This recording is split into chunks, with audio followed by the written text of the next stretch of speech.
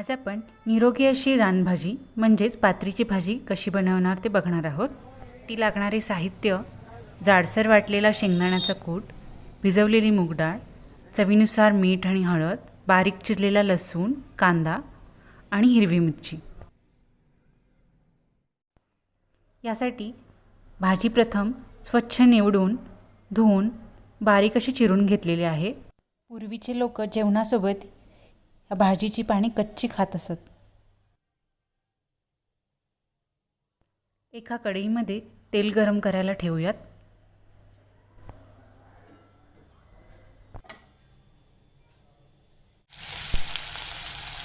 तेल छान तापले की त्यामध्ये बारीक चिरलेला कांदा घालू।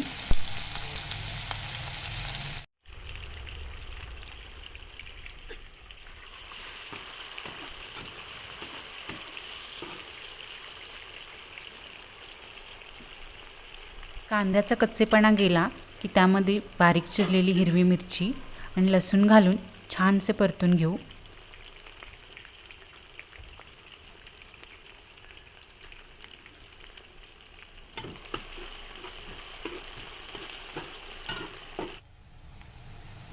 थोडा परतला गेल्यावर यामध्ये चिरलेली भाजी घालून घेऊयात। त्याचबरोबर भिजवलेली मूग डाळ आणि चवीनुसार हळद मीठ घालून हे परतून घेऊया।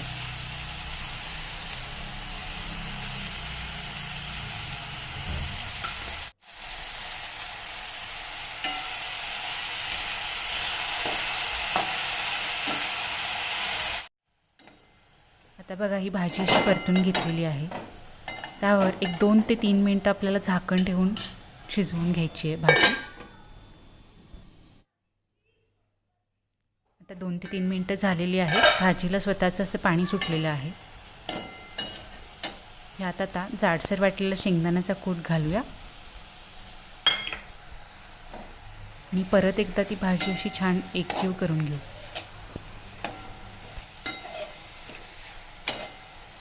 कूट ह्यामध्ये एकत्र केल्यानंतर परत एकदा झाकण लावून एक 5 ते 7 मिनिटासाठी ही भाजी वाफेवर शिजवून घेऊ। 5 ते 7 मिनिटं झालेली आहेत। एवढ्यामध्ये भाजीही शिजलेली आहे। अशी आपली गरमागरम रानभाजी भाकरीसोबत खायला तयार आहे।